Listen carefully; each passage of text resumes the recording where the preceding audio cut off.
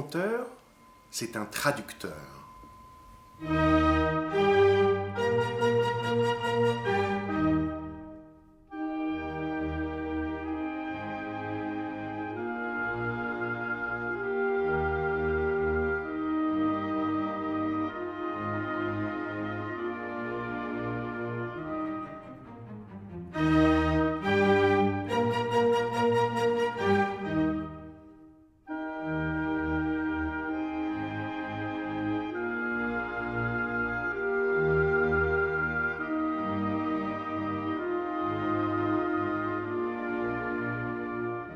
Comment tu pourrais jouer le guide dans ton monde à toi de conteur? C'est bien ça, comme début. Ça veut dire qu'on part en voyage et qu'il va falloir ouvrir des portes. Pas mal de portes du passé quand même, vu mon grand âge. Et puis un monde très ouvert, très curieux. Je pense que je suis quelqu'un de curieux et qui a reçu beaucoup de choses dès l'enfance. Donc du coup, ça fait un monde assez mélangé au niveau des origines, au niveau linguistique, au niveau univers. Donc voilà, on commence par la toute petite enfance, parce que je crois que ça commence comme ça. Hein. Certainement avec... moi j'aime bien imaginer d'abord l'endroit où on est ensemble. J'y suis né. Donc c'est après la guerre, mon père, artiste peintre, qui rencontre ma mère rue des Beaux-Arts. Elle venait étudier la peinture à Paris pour changer un peu d'air. Après, la Norvège avait été quand même salement envahie par les Allemands, donc ça avait été dur. Et elle est venue ici vivre une autre vie. Elle rencontre mon père, ils tombent fous amoureux. Et ils ont 3 enfants, moi je suis le deuxième. Et je suis né ici dans cet atelier où il n'y avait que de la peinture et Paris après-guerre. Paris après-guerre, ça veut dire la libération, la créativité, des artistes, des choses très ouvertes. Et puis après, on est allé vivre en banlieue. Et là, il a dû se passer un phénomène intéressant. Je pense que maman a dû se trouver comme une immigrée dans un pays dont elle a appris la langue, mais quand même, qui était un pays étranger. Et elle a voulu nous relier à ce qu'elle était elle, c'est-à-dire une Norvégienne. Et donc, elle a dû nous raconter des histoires, mais sans le savoir. Elle avait amené avec elle ce qu'on appelle la Bible des contes en Norvège, Asbjørnsen et Moe, qui sera un peu comme, enfin pas tout à fait comme des Grimm, plutôt comme des Pourra, ou des gros collecteurs. Et en Norvège, ils ont un culte pour ces collecteurs, et ils les lisent à la maison à haute voix. Donc le soir, tout le monde lit Asbjørnsen et Moe, comme si c'était de la littérature écrite, mais c'est de la littérature orale collectée. Et donc, elle nous a lu ça, mais nous, on ne parlait pas norvégien. Donc elle nous a lu ces histoires en norvégien, et puis elle les traduisait au fur et à mesure. Et je pense que ça a dû provoquer quelque chose d'assez étonnant entre le norvégien, le français, et puis les images qu'on recevait petit à petit, parce que dès l'enfance, on est allé en vacances en Norvège. Donc entre l'imaginaire des contes, la vraie géographie locale, et le son du norvégien mélangé avec du français assez maladroit parce qu'elle parlait avec un accent et je pense au début pas très très bien, donc en tout cas beaucoup de fautes, beaucoup de poésie, de ces erreurs de l'oralité et je pense que ça a eu une très grande force sur nos imaginaires.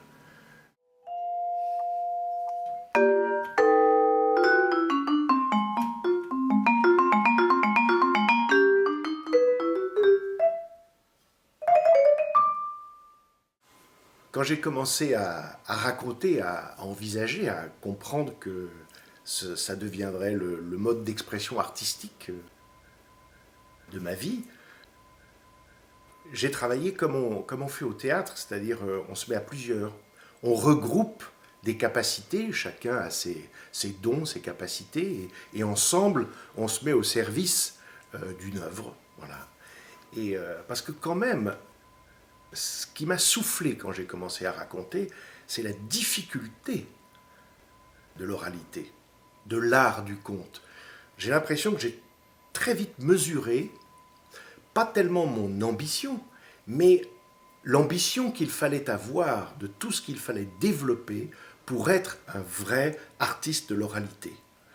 c'est-à-dire pas seulement la question linguistique, la question de la compréhension, de l'univers, de la mémoire, la question musicale qui a très vite été présente, et puis la question de la gestion du public, de la relation, la transmission. Enfin, il m'a semblé que c'était vertigineux. Tout ce qu'il fallait traverser, vivre, et qu'on ne m'avait pas donné. Puisque moi, grosso modo, la première fois que j'ai entendu quelqu'un raconter une histoire devant un public, c'était Bruno de la Salle au tout début.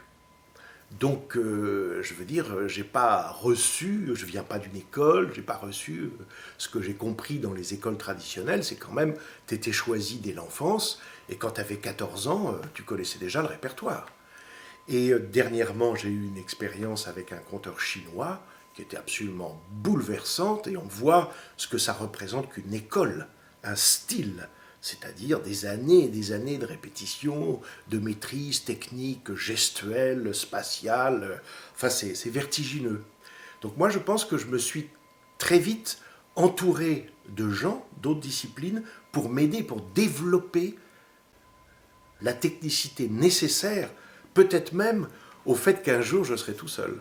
Dans la plus grande simplicité, c'est animé par une incroyable variété de techniques nécessaires pour pouvoir raconter une histoire de manière vivante à un public aujourd'hui.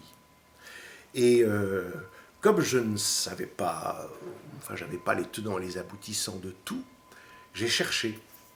Et c'est ce travail de recherche en fait que j'ai trouvé le plus passionnant. Est-ce que tu peux donner un exemple d'éléments que tu as transformés dans un conte et qui t'apparaissent justes par rapport à la tradition? Je pense aux compagnons. Alors, dans le Compagnon, il y a une scène incroyable, qui est une sorte d'exorcisme.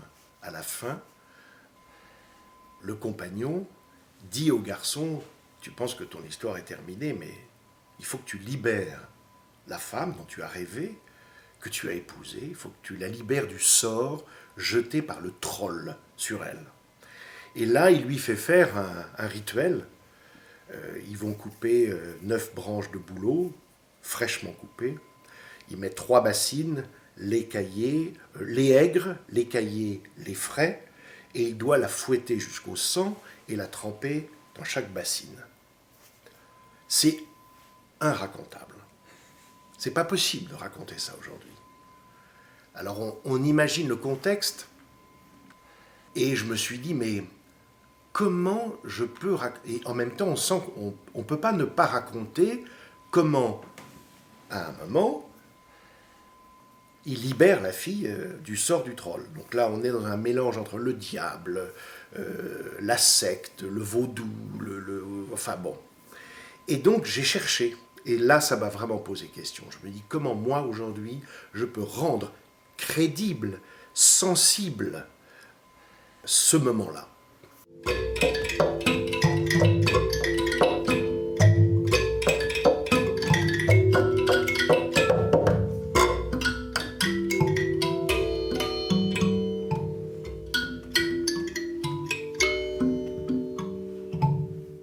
J'ai compris, par exemple, que j'ai souvent été en Norvège et en Finlande aussi, et j'ai pris des saunas.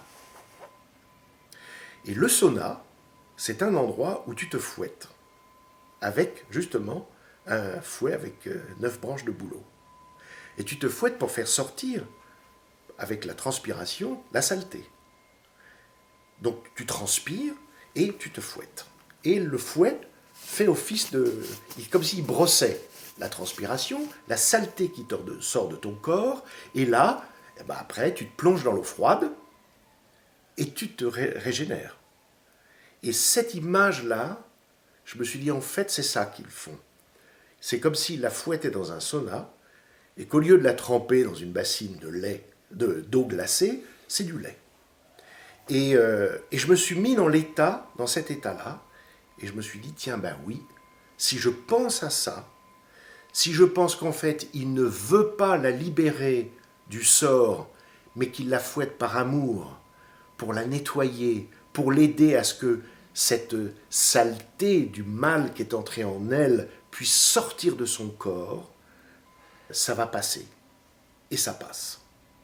Et donc là, j'ai vraiment cherché quel était mon point de vue aujourd'hui, physiquement parlant, comment je pouvais moi-même accepter de vivre cette scène et de la transmettre au public au milieu de cette histoire. Mais c'était difficile. Parce qu'au début, quand je la racontais, c'était trop violent. Les gens me disaient, c'est pas possible cette scène. Tu peux pas raconter ça. Donc je me suis dit, qu'est-ce que je fais? Je l'enlève. Et je me suis dit, non. Il faut que je cherche plus. Ça a été long, hein. Et là, aujourd'hui, j'ai presque l'impression que je suis capable de le faire avec tellement d'amour. Quand il la prend dans ses bras et qu'il la fouette, il le fait par amour. Et alors, du coup, cette scène impossible devient d'une tendresse et d'une beauté. Et puis, alors, la question des laits, ça, par contre, ça, on comprend très bien. Le lait aigre, le lait caillé, le lait frais. Et puis, il retrouve cette image un peu mythique de la peau comme le lait ou comme la neige. Ça va. Mais, et puis ça fait produit de beauté aussi. Oui, ça fait, oui, c'est ça.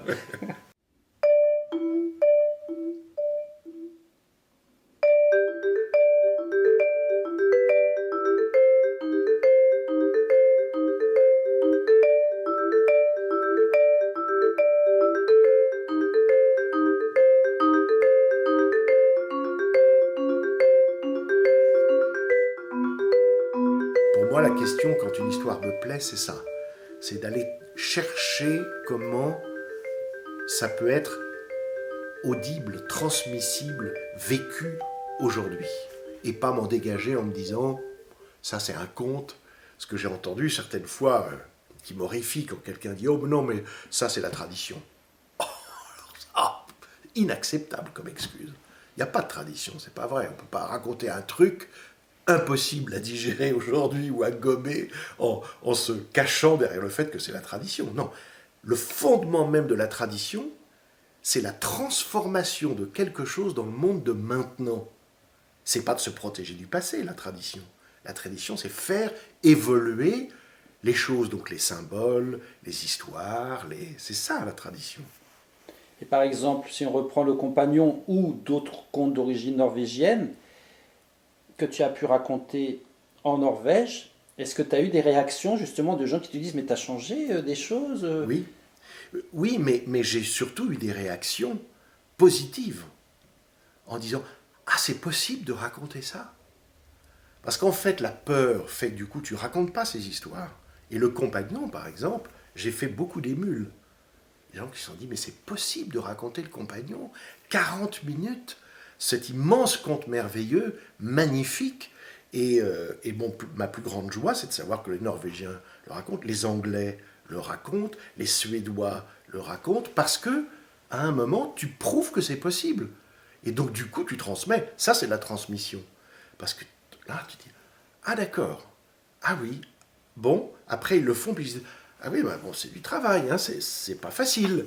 Non, c'est pas facile, mais une fois que c'est là, une fois que c'est vivant, bah, ça ouvre un champ et ça nous fait revoir tous ces contes traditionnels avec une curiosité, un appétit, en se disant « Ah oui, d'accord, c'est beaucoup plus compliqué qu'on ne le pense, mais si on y va, on va trouver une manière de les moderniser. » C'est pas de les moderniser stylistiquement, c'est de les rendre vivants et dans le corps de celui qui raconte, qu'on puisse l'écouter en disant « Oui, oui, c'est vrai, puisque c'est dans son corps et qu'il le dit, et qu'il le vit quand il le raconte. » Et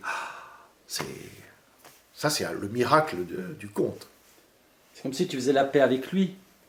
Tu fais la paix avec cette scène-là dont tu parlais. Ouais. Sinon, on peut imaginer qu'on reçoit un malaise de ta part. Oui, tu recevrais un malaise. Et ça, j'ai senti. Des histoires que je raconte plus, parce qu'en fait, je les trouve pas en moi. Donc je peux pas les raconter. Je peux pas m'abriter derrière simplement le fait que c'est une histoire de tradition orale. C'est pas suffisant pour moi. Et donc là, non, je peux pas. Ou peut-être je suis pas prêt. Tout simplement, peut-être que je n'ai pas encore compris. J'ai pas cherché assez, peut-être, assez longtemps. Je n'ai pas été obsédé. Loki, par exemple, ce personnage, ça fait quand même 20 ans que j'y pense, 10 ans que sérieusement je me suis mis au travail, et 3 ans avec Linda pour en sortir quelque chose. de ce personnage très très compliqué, et qui d'ailleurs dans toutes les études qui ont été faites sur lui ont vite été mis en disant, il y en a qui pensent que c'est un trickster, là l'autre qui pense que c'est un diable. Je dis non, c'est plus compliqué que ça, mais bon, faut y aller quoi, faut chercher, faut s'impliquer complètement personnellement dans le personnage pour lui trouver un chemin vers l'auditeur d'aujourd'hui. Hier, quand j'ai écouté Loki, au milieu, quand tu étais à raconter comment les dieux vivent ensemble, enfin quand ça avait déjà été créé avant que ce soit détruit, personnellement, il m'a manqué un moment où tu nous parlerais. C'est la remarque que je ferai sur hier. Pour justement, me semble-t-il, que la variation des paroles et même du rythme soit encore plus marquée. Parce qu'entre ton début, entre la création et la fin du monde, là, il n'y a rien à dire. Et le milieu, je me disais, tiens,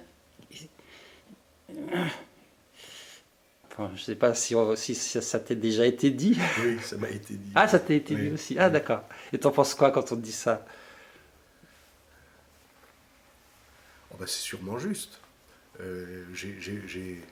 J'ai pas spécialement que j'ai pas un commentaire à faire là-dessus. Ce qui est intéressant, en tout cas ce que je cherche, mais ça veut dire que peut-être je n'y arrive pas encore, c'est cette capacité de détente qui fait que tu peux passer d'un rapport de très grande proximité à un rapport de très grande technicité. Et là, il y a des écritures qui sont d'une complexité. Par exemple, on a des choses qu'il faut savoir absolument par cœur, sur lesquelles on ne peut pas se tromper. Et passer de l'un à l'autre, c'est une gymnastique intérieure qui est assez complexe et assez difficile. Et ben on n'y arrive pas toujours. Et peut-être que le spectacle est encore trop jeune. Peut-être que ça viendra. Pourtant, j'ai l'impression de le faire, mais je le fais de là où je suis. Et donc, je suis quand même dans une situation assez théâtrale. Donc, peut-être ça n'est pas encore assez naturel. Donc, peut-être que ça va venir par le fait de le pratiquer, de se détendre de plus en plus, d'être de plus en plus agile entre la spontanéité et la formalité. Et ça prend du temps.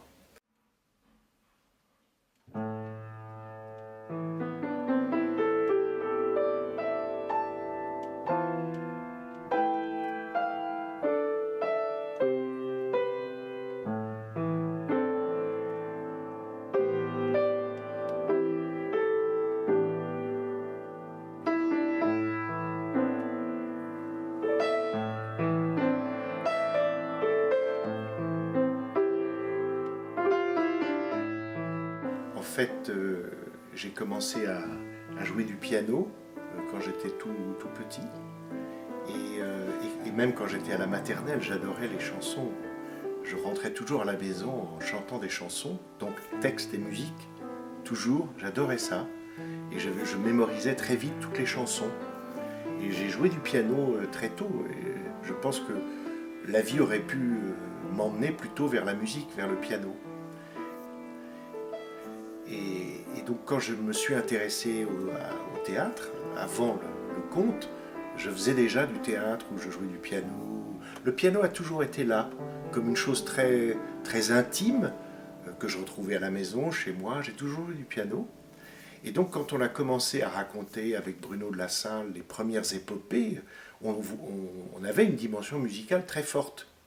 Sauf que cet instrument-là n'est pas adapté du tout. En tout cas, il ne me semblait pas adapté à l'époque pour raconter. Tu vois, c'est pas facile de jouer du piano et de parler. Donc du coup, j'ai transposé le piano dans d'autres instruments, la sansa, les percussions. Mais en fait, intérieurement, c'est toujours ce clavier qui est là, à la maison, qui revient. Et il m'a servi comme presque d'un compagnon, d'un ami fidèle auquel je reviens. C'est souvent là où je m'exprime, en silence, sans mots. C'est là où l'univers intérieur trouve un chemin. Et puis, c'est un instrument formidable pour travailler la voix, le piano. Et quand même, dans la dimension du conte qui m'intéresse, la voix, c'est un instrument de musique. Elle peut parler, elle parle, elle raconte, mais dès qu'elle se met en mouvement, dès que l'énergie vocale est en mouvement, elle fait des notes. Elle fait des notes. Très vite, tout à coup, la voix se met quelque part. Et là, immédiatement, on sent que quelque chose s'est passé, quelque chose a changé. Et là, tout à coup, on est descendu. Et donc ce rapport avec la musique, avec la voix, avec la hauteur, avec la tonalité, avec les accords, m'a toujours semblé un des langages, en tout cas que moi j'aime utiliser quand je raconte, même quand il n'y a pas de musique, ou quand il n'y a pas de musicien, même si je suis seul, dans le silence, dans l'écho des mots, il y a des notes, il y a des rythmes, il y a de l'espace, il y a de la résonance, il y a un corps, voilà.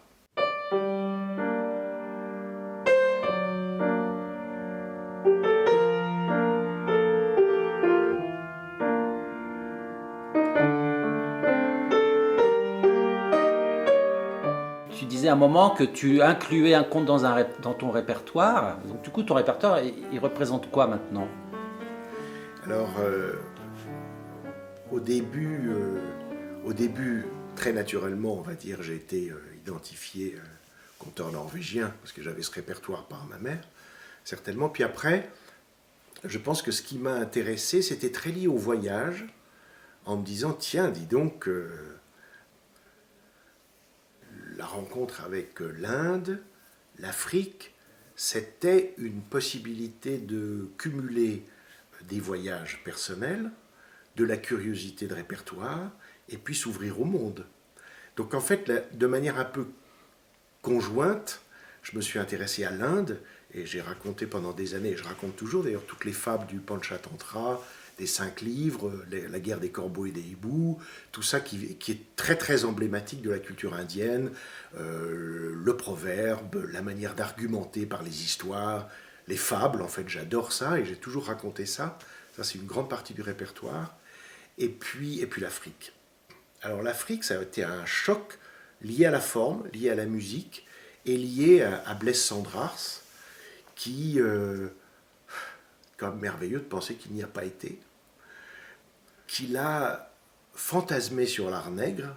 Alors il est allé en Guyane, mais pas en Afrique noire, et par contre ça a été un des grands révélateurs de ce qu'on appelait l'art nègre à l'époque.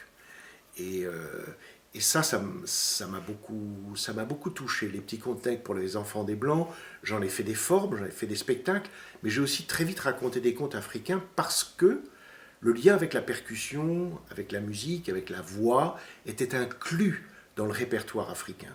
Et j'ai toujours raconté des contes d'origine africaine, surtout l'Afrique de l'Ouest, et on m'a souvent appelé d'ailleurs le griot blanc parce que je jouais du tambour, de la sanza, etc. Et donc ça nourrit le répertoire, et puis ça a fait une sorte d'effet miroir entre l'Afrique, le Sud, et ça m'a renvoyé en fait au Nord. Et je me suis retrouvé pendant un moment complètement animé par le répertoire nordique et le répertoire africain. Nord-Sud, quoi. Quelque chose qui... Et j'ai trouvé cette situation assez forte. Peut-être d'ailleurs qu'à force, je m'y suis perdu, puisque le dernier spectacle que j'ai fait, c'était suite à un voyage chez les Dogons, au Mali, sur la falaise de Bandiagara, qui est un des lieux où a vécu Amadou Hampâté-Bâ, pour ceux qui connaissent, ceux qui aiment, ou qui ont lu. Et j'étais très curieux, j'ai voulu aller chez les Dogons, j'avais vu les films de Jean Rouch, j'étais sur la falaise, et j'ai créé un spectacle qui s'appelait Les Portes, où je racontais ma vie, en fait ma vie intérieure, sur la question des portes qui s'ouvrent, qui se ferment, la culture Dogon. Et ça a été un moment très très fort pour moi, et qui n'a pas eu d'écho. C'est-à-dire que j'ai senti que ce que je racontais, ça traversait pas beaucoup le monde extérieur. Donc ça a été un peu une porte ouverte et fermée en même temps. Et c'est pour ça qu'après, je me suis dit, tiens, peut-être je vais trop loin, ou peut-être je me suis perdu. Je ne sais pas. Alors c'est pour ça que j'ai appelé Loki, pour ne pas perdre le nord. Histoire de retrouver un peu, peut-être une origine première, profonde. Et ce qui est drôle, c'est que souvent les gens sortent du spectacle et me disent « Ah, on te retrouve ». Alors je ne sais pas ce que ça veut dire, mais peut-être que dans tout ça, la notion de répertoire peut être un endroit où on se perd.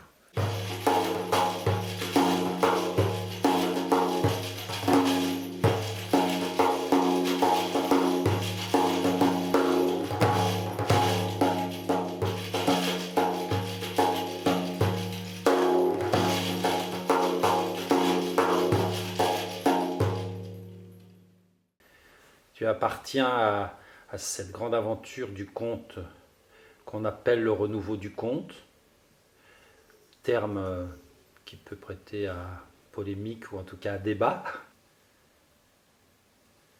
Comment tu envisages, je peux dire cette date, c'est une date dans l'histoire artistique. On est parti de pour arriver à. On n'est peut-être pas arrivé. En tout cas, là, on est là aujourd'hui. Pas arrivé dans le sens définitif, on est arrivé jusqu'aujourd'hui en tout cas. On est là, oui. On est là dans un mouvement, ça c'est sûr.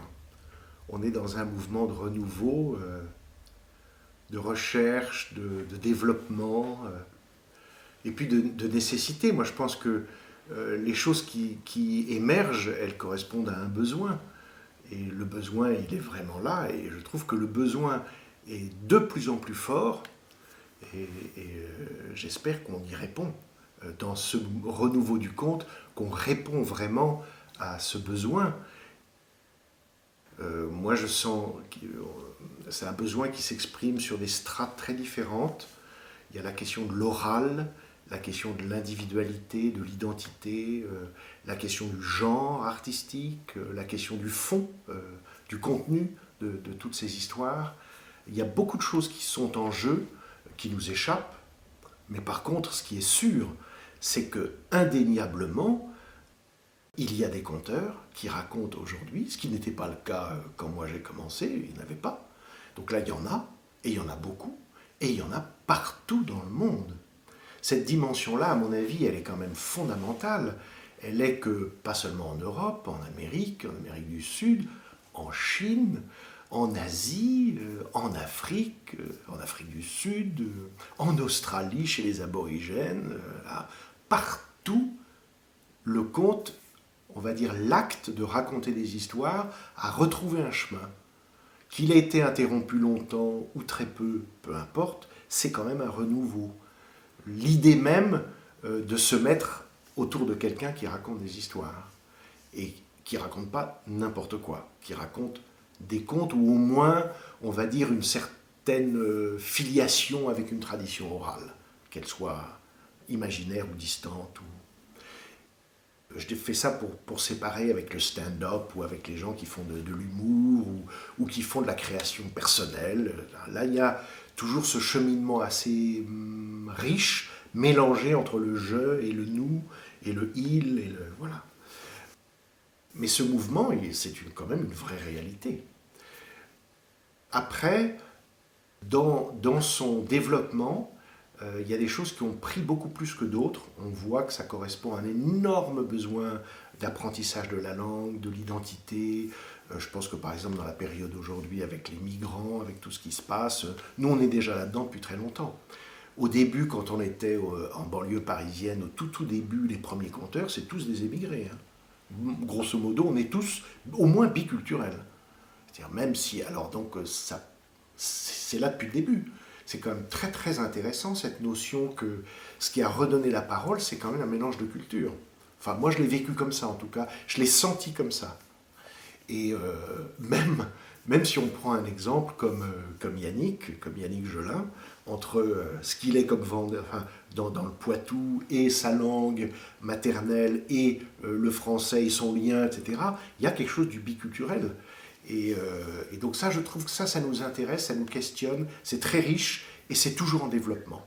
Et je pense que plus on va s'intéresser aux conteurs d'autres pays, d'autres langues, plus on va enrichir ce mouvement qui est quand même l'origine même du mouvement de l'humanité, c'est-à-dire partir d'un endroit, se répandre, se mélanger, se retrouver, et non pas imaginer qu'il y aurait soit une race identitairement, purement française, ou purement quelque chose. Pour moi, nous sommes des êtres mélangés, des êtres de migration, des êtres de mélange, etc. Donc je pense qu'on est au bon endroit aujourd'hui, dans le renouveau du conte. Après, il y a des choses qui ont été plus ou moins réussies.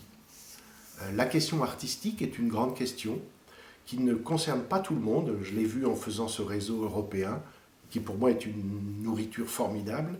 C'est que dans d'autres pays où il n'y a pas ce système de subvention, où il n'y a pas cette place pour la culture, qui néanmoins est assez exceptionnelle en France, il y a très peu de formes artistiques. Le conteur reste dans sa forme la plus élémentaire, la plus simple, c'est-à-dire quelqu'un de seul qui raconte à d'autres, sur des formats et des aspects extérieurs extrêmement simples, puisque de toute façon, il n'y a pas d'argent, il n'y a pas de réseau et il n'y a pas de place dans les théâtres. Donc,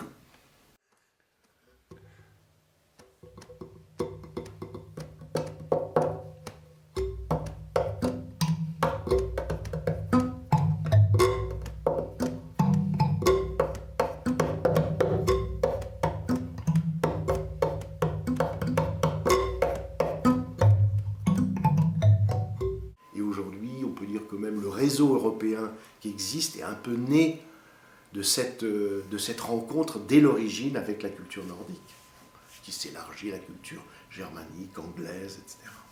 Tu viens d'évoquer ce réseau européen. C'est toi qui en es à l'initiative. On était 3 ou 4 au départ, en fait. Il y a un centre du conte en Écosse, extrêmement actif. Il y a cette université à Oslo, où ils sont vraiment très actifs. Il y a les Suédois qui ont un groupe qui s'appelle Fabula, où ils sont très actifs. Et en fait, on s'est retrouvés sur l'initiative norvégienne à imaginer une collaboration entre ces différents lieux, entre la France, l'Écosse, la Norvège, la Suède. Et on espérait avoir des fonds européens, on ne les a pas eus. Et alors du coup, les Norvégiens nous ont dit, on n'a pas l'argent, mais si vous voulez, l'université est ouverte, voyons-nous. Et donc on a fait passer le message à tous les gens qu'on connaissait en Europe, en disant, voilà, on va faire une réunion pour imaginer une dimension européenne du conte. Et on s'est retrouvés à 45 à Oslo, et on a commencé à discuter, et on a fondé FEST, donc Fédération for European Storytelling, et depuis 8 ans maintenant, on a tous les ans une conférence dans un pays qui est l'hôte, et on essaye de créer, on a un site internet, il y a des membres, il y a un comité qui change tous les ans. C'est aujourd'hui complètement bénévole. Et donc on est allé en Grèce, en Angleterre, et cette année, 2016, on est en France. C'est une leçon humaine formidable de comprendre le contexte dans lequel les choses se développent ailleurs. D'abord, ça nous ramène à nous le privilège qu'on a en France, malgré tout ce qu'on dit. C'est un incroyable privilège des conditions de travail par rapport aux autres, mais de voir aussi, par exemple, les Espagnols, qui sont pauvres comme tout, sont fédérés, organisés, c'est comme un corps entre eux, ils se défendent, ils font un boulot formidable au niveau du réseau, des idées, de la pensée, et ils n'ont pas de moyens. Donc moi je trouve que c'est toujours intéressant d'aller voir chez les autres comment ça fonctionne, et puis ça te remet à ta place, et puis ça t'oblige à parler d'autres langues, et franchement ça fait du mal à personne. C'est un plaisir assez étonnant de raconter dans une autre langue. Musicalement, on n'a pas la même aisance, donc on cherche des appuis ailleurs, on ne peut pas se laisser emporter dans le flot des mots, on ne peut pas être bavard, tu vois. Donc il y a une sorte de... Ça t'oblige à aller à l'essentiel. Le conteur, c'est un traducteur. Il y a l'histoire, il y a lui, et puis il y a l'instant. Dans l'instant, j'inclus le public, ceux qui sont là, ceux qui écoutent. Et son travail, dans l'immédiateté, c'est de traduire l'histoire qu'il a envie de partager dans la langue, le corps, le moment de l'instant. Et du coup, raconter en français, en anglais, en chinois, en langue des signes, en silence. L'histoire, elle est là. Et je ne suis qu'un moment de cette histoire, parce que de toute façon, quand j'ai fini de raconter, l'histoire, elle existe toujours. Elle est toujours là. Elle attend d'être retraduite par moi ou peut-être par quelqu'un d'autre. Et là, je transmets l'histoire à quelqu'un qui va la retraduire à sa manière, ailleurs, avec d'autres gens.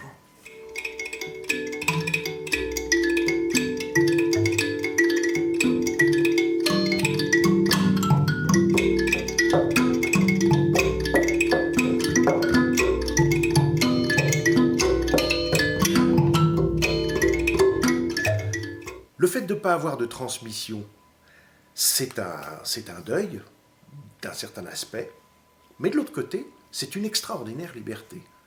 Personne ne peut dire ce que c'est qu'aujourd'hui, un conteur, c'est ça.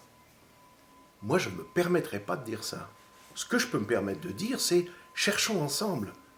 Qu'est-ce que ça peut être que cette chose extraordinaire, que dans le monde d'aujourd'hui, il y a peut-être la place pour que des gens racontent des histoires. Et les contes, ce sont quand même des objets d'une beauté exceptionnelle. Ils ont traversé les générations. On voit bien que dès qu'on les met en soi, ils s'épanouissent et c'est des transmetteurs formidables. C'est sûr. Mais ce n'est pas la seule chose. C'est pas la seule chose. Il y a quand même d'autres choses à raconter. Et puis, il faut créer. On ne peut pas simplement continuer à raconter les mêmes histoires. Il faut bien nourrir le répertoire. Il faut réinventer des formes, il faut réinventer des relations. Sinon, ça va aller vers la diminution. Donc on a le cadeau de ces histoires, mais on a la responsabilité de les rendre vivantes, de les développer et de faire en sorte qu'elles vont refaire un bond vers les générations futures. Donc là, il y a un boulot de recherche qui est formidable. Et le chant est est presque... le chant est trop grand, en fait, pour une personne seule. Et là, le collectif est fondamental. Est-ce que tu te vois comme un transmetteur? Oui. Et de quoi? Oui. Et de quoi? Et comment? Et comment? Oui. Je pense que dans ma formation artistique, qui était l'école Jacques Lecoq, très vite j'ai été amené à mener des ateliers. Comme si dans la dynamique, la transmission fait partie de la dynamique de la recherche, de la création, parce qu'on apprend en transmettant. Et d'ailleurs, l'âge d'or de France, puisque Pascal, tu connais bien cette association, moi j'ai appris aux grands-mères à raconter des histoires, mais en fait ce que je faisais, c'est que j'apprenais moi-même, à travers elles, à raconter, parce qu'elles étaient merveilleusement naturelles. Elles avaient peur, elles avaient besoin d'être rassurées sur la mémoire, sur plein de choses. Mais en fait, c'est moi qui apprenais. Qu'est-ce que c'est qu'un conte dans le corps, dans l'imaginaire, la pétillance de la vie? Parce que ça s'invente pas. Hein, c'est vrai ou pas. Et donc, je me suis intéressé à cette question de la transmission. Et j'ai toujours mené des ateliers. Et dernièrement, dans les 15 dernières années, j'ai appelé ça un labo. Et l'idée, c'était que tout ce que j'ai cherché dans les créations, dans les spectacles, dans les formes, je pouvais le transmettre comme des questions.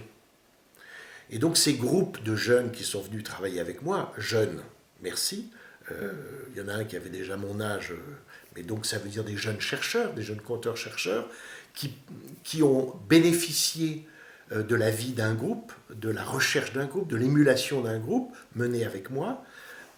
On a fait ce qu'on appelle un laboratoire, c'est-à-dire au fond, personne ne sait rien, mais tout le monde cherche ensemble, animé dans une direction par un meneur. En l'occurrence moi, souvent, puis très vite, d'autres. Des gens que j'ai invités, d'autres disciplines, et puis les gens du premier labo, de mon labo historique, c'est-à-dire il y a 15 ans, sont déjà en train de transmettre. Voilà, Christian Tardif, Florence Desnouveaux, Julien Taubert, Marien Tillet, ils sont déjà, on a travaillé ensemble très longtemps, ils sont déjà en train de transmettre eux-mêmes. Et là, par rapport à la question du renouveau du conte, on est effectivement dans le renouveau du renouveau, c'est parti, c'est en marche.